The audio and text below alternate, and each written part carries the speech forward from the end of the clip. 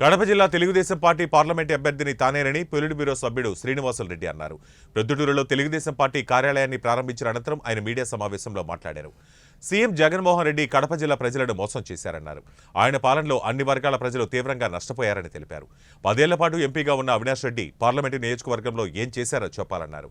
అవినాష్ రెడ్డి అవినీతికి, హత్య ఆరోపణలకు పరిమితమయ్యారని ఆరోపించారు.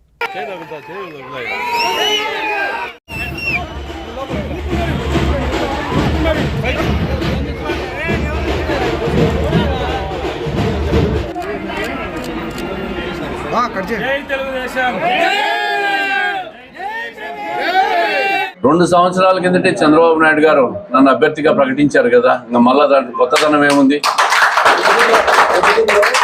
40 సంవత్సరాల నుంచి కూడా వైఎస్ కుటుంబం, రాజశేఖర రెడ్డి గారు కానీ, వివేకానంద రెడ్డి గారు కానీ, జగన్మోహన్ రెడ్డి గారు కానీ, ఇప్పుడు అవినాష్ రెడ్డి గారు కానీ వాళ్ళని ఎన్నుకుంటా ఉన్నారు. వాళ్ళు 40 సంవత్సరాల్లో కేంద్ర ప్రభుత్వం నుంచి ఎంపీలుగా గెలిచి ఈ నియోజకవర్గానికి రాజశేఖర రెడ్డి గారిని తీసేయండి, ఆయన ముఖ్యమంత్రిగా ఉన్నారని తీసేయండి. ఆ తర్వాత ఉన్న ఎంపీలు, ముఖ్యంగా అవినాష్ రెడ్డి 10 సంవత్సరాల నుంచి ఎంపీగా ఉన్నాడు. ఈ పార్లమెంట్ నియోజకవర్గానికి ఆయన ఏం చేశాడు, కేంద్రం నుంచి ఏం తెచ్చాడు, ఇది ముఖ్యమైన అజెండా. ఉన్న కడప బెంగళూరు రైల్వే లైన్ కూడా క్యాన్సల్ చేసి దాన్ని రద్దు చేసిన ఘనత ఈ అవినాష్ రెడ్డి గారు. ఎక్కడైనా శాంక్షన్ చేసింది ఉన్నది నడిపించుకొని కొత్త రైల్వేలు అని అడుగుతారు, కానీ ఉన్నది ఊడగొట్టుకొని మళ్ళా కొత్తది తెచ్చుకుంటారు ఎవరైనా. ఈ అవినాష్ రెడ్డి గారు ఏం చెప్పారు? పొద్దుటూరులో పాల కేంద్రం తెరిపిస్తామన్నారు, చెన్నూరు దగ్గర చక్కెర ఫ్యాక్టరీ తెరిపిస్తా అన్నారు, స్టీల్ ఫ్యాక్టరీ కట్టేస్తామని చెప్పినారు, ఎన్నో కార్యక్రమాలని చెప్పినారు. ముఖ్యమైన స్టీల్ ప్లాంట్ అవినాష్ రెడ్డి గారు ఏమి చేశారని చెప్పి నేను అడుగుతా ఉంటా. ఏ రోజైనా ఆ దిశగా ఆయన ఆలోచన చేశాడా? పార్లమెంట్లో ఒకరోజైనా స్టీల్ ఫ్యాక్టరీ గురించి మాట్లాడా? దాన్ని నిధులు ఇమ్మని అడిగాడా? ఈరోజు స్పెషల్ స్టేటస్ కింద మాట్లాడా?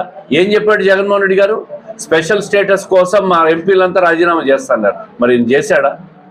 ఈరోజు ఒక హత్యా నేరం కింద ఆరోపణలతో తలమునకలై ఆ కేసు దాంట్లో బయటపడేదానికి ఆయన టైం అంతా వెచ్చించి కడప ప్రజలు కనపడకుండా తిరుగుతున్నాడే. ఎందుకు ఆయన ఎన్నుకున్నారు 2 సార్లు? దేనికి ఓట్లేశారని చెప్పి ప్రజలందరూ ఆలోచిస్తూ ఉంటారు. అందుకే నేను కడప ప్రజలకు కూడా విజ్ఞప్తి చేయబోతా ఉన్నా. ఈ నియోజకవర్గ పార్లమెంట్ పరిధిలో కూడా ఒక్కసారి మార్పుకు అవకాశం ఇవ్వండి, ఒక్కసారి మాకు అవకాశం ఇవ్వండి. మేము కడపకు పార్లమెంట్ సభ్యుడిగా ఎన్నికైతే వాళ్ళు చేసిన దాంట్లో ఇంకా అద్భుతంగా మేము చేయగలం. పార్లమెంట్లో కడప నియోజకవర్గ సమస్యల గురించి ప్రస్తావించగలం. కేంద్ర ప్రభుత్వం నుంచి నిధులు రాబట్టేదానికి ప్రతిరోజు ప్రయత్నం చేస్తాము.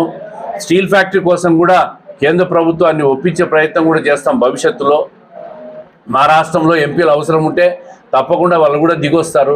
రైల్వే లైన్లు రావాలా, నేషనల్ హైవేలు రావాలా, కేంద్ర ప్రభుత్వ ఆధీనంలో ఉండే సంస్థలన్నీ పక్క జిల్లాలకు పోతున్నాయి. అనంతపురం, చిత్తూరు, నెల్లూరు, కర్నూలు పోతున్నాయి తప్ప కేంద్ర ప్రభుత్వ ఆధీనంలో ఉన్న కడపకి ఎందుకు రాలేదు? మొన్న జరిగిన నేషనల్ ఇన్స్టిట్యూట్ ఆఫ్ మన అనంతపురంలో జరిగిన పెద్ద డిఫెన్స్ అకాడమీది, జ్యుడిషియల్ అకాడమీ కార్యాలయాలన్నీ కూడా పాలసముద్రం దగ్గర ఏర్పాటు చేశారు. కడపలో ఎయిర్పోర్ట్ ఉంది, రైల్వే లైన్లు ఉన్నాయి, నేషనల్ హైవేలు ఉన్నాయి.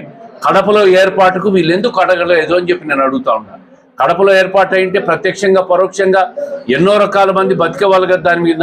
దానికోసం ఈ అవినాష్ రెడ్డి గారు ఏమన్నా అడిగాడా, ఒక లెటర్ రాశాడా, ఏ కార్యక్రమం చేశాడని చెప్పి అడుగుతా ఉంటా. ఇటువంటి వ్యక్తికి ఓట్లేసి 2 పర్యాయాలు పులివెందలకు పరిమితమైనాడు, అవినీతికి పరిమితమైనాడు, హత్యారోపణలకు పరిమితమైనాడు తప్ప నియోజకవర్గానికి చేసింది ఏమీ లేదు. అందుకే మాకు ఒక్క అవకాశం ఇవ్వండి ఈ పార్లమెంట్ సభ్యుడిగా ఎన్నిక అయ్యేదానికి అని చెప్పి మేము ప్రజలేకపోతాం.